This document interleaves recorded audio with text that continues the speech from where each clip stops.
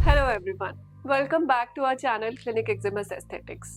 Pigmentation बहुत लोगों की प्रॉब्लम होती है और उसके लिए हम बहुत सारे सॉल्यूशंस, सीरम्स, बहुत सारे क्रीम्स, डिफरेंट चीजें यूज करते हैं। पर आज मैं आपसे बात करने आई हूँ अल्फा आर्ब्यूटिन के बारे में। यस, बहुत लोगों ने इसके बारे में सुना होगा, लेकिन यूज करते टाइम बहुत सारे कंफ्यूजन्स होते हैं और कई बार ऐसा लगता है कुछ लोगों ने यूज किया है लेकिन स्किन सेंसिटिव हो गई है या महीनों यूज करने के बाद भी कोई रिजल्ट ही नहीं आया। तो आज डिकोड करेंगे अल्फा आर्ब्यूटिन को।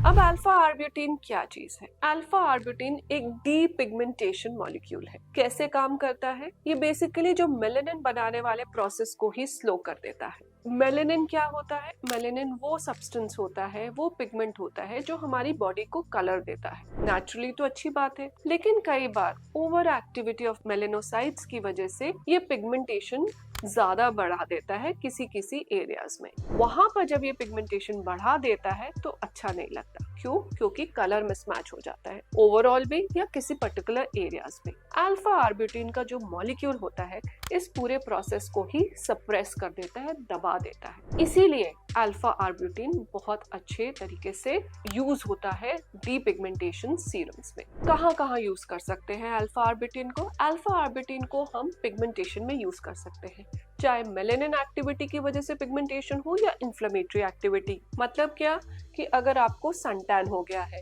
अगर आपको अनइवन टोन है, अगर आपकी पैची स्किन है, अगर आपको एक्ने के बाद वाले जो निशान रह गए हैं, तो भी अल्फा आर्ब्यूटिन हम यूज कर सकते हैं। अब यूज करने का सही तरीका जरूर है। अगर हम सही तरीकों को फॉलो नहीं करेंगे तो स्किन सेंसिटिव हो जाएगी और कई बार हाइपर पिगमेंटेशन में भी बदल सकती है, जो कि बाकी चीजों को रिस्पॉन्ड नहीं करेगी। तो सही तरीका क्या है? यूजुअली अल्फा आर्ब्यूटिन पे लिखा होता है कि मॉर्निंग एंड इवनिंग लगाएं, पर मैं स्ट्रांगली रिकमेंड करती हूँ जो भी स्ट्रॉन्ग एक्टिव है उनको आप नाइट के रूटीन में ही लगाएं। आप सबसे पहले अपने फेस को अच्छे से वॉश करें, माइल्ड क्लेंजर यूज करें, एक्सफोलिएंट क्लेंजर्स मत यूज करिए। फेस को ड्राई करने के लिए रबिंग एक्शन नहीं, डैपिंग एक्शन यूज करिए। फिर ड्राई स्किन के ऊपर आप अपना alpha arbutin serum dot method से लगाइए। हाथ में लेके इस तरह लगाने से कोई फायदा नहीं होगा। जहां आपकी पिगमेंटेशन ज्यादा है, डॉटिंग मेथड वहां से यूज करिए।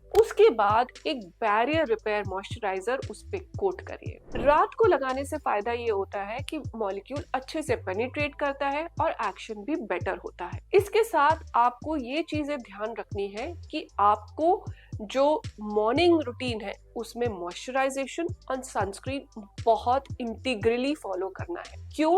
क्योंकि अगर बैरियर टूटा तो प्रॉब्लम इंक्रीज हो जाती है। बैरियर टूटने के क्या रीजंस है? Sun exposure. कुछ लोग कहते हैं हम तो घर के अंदर है तो सन एक्सपोजर तो होता नहीं। जहां मैं सन एक्सपोजर की बात करती हूँ वहां हम रेडिएशन एक्सपोजर की बात करें, चाहे यूवीए यूवीबी से हो या आपके मोबाइल लाइट्स या हीटर्स एंड इंटरनल हीटिंग से हो, तो सबसे ही प्रोटेक्शन जरूरी है। इसीलिए रिपेयर यानी मॉइस्चराइज करना और प्रोटेक्ट करना सनस्क्रीन से। जितना अच्छे से आप ये करोगे उतना अल्फा आर्ब्यूटिन आपको फास्टर रिजल्ट देगा। इसके बाद कुछ ये कंफ्यूजन होते हैं कि हम किस तरह, अगर बाकी इंग्रेडिएंट्स भी यूज कर रहे हैं तो किस तरह इसको यूज कर सकते हैं। तो सबसे पहले हम बात करते हैं कुछ इंग्रेडिएंट्स जो आप अल्फा आर्ब्यूटिन के साथ भी यूज कर सकते हैं। फर्स्ट इंग्रेडिएंट है हमारा विटामिन सी। विटामिन सी को आप अपनी मॉर्निंग रूटीन में लेके जा सकते हैं आफ्टर अ फेस वॉश, जिससे कि इवनिंग में जब आप अल्फा आर्ब्यूटिन लगाओगे तो उसका रिजल्ट एक्टिवेट हो जाएगा। सेकेंड है हमारा नियासिनामाइड। नियासिनामाइड बहुत हेल्पफुल इसलिए होता है क्योंकि नियासिनामाइड आपकी स्किन के जो सेंसिटिव स्किन है उसमें भी काम करता है। तो नियासिनामाइड को आप अपनी एएम रूटीन में लेके जा सकते हो और अल्फा आर्ब्यूटिन को आप अपनी पीएम रूटीन में लेके जा सकते हो। फिर हमारे पास आता है कोजिक एसिड। कोजिक एसिड को आप अल्फा आर्ब्यूटिन के साथ कम परसेंटेज में ऐड ऑन कर सकते हो। अगर आप 2% अल्फा आर्ब्यूटिन लगा रहे हो तो उससे पहले आप माइल्ड कोजिक एसिड लगा सकते हो।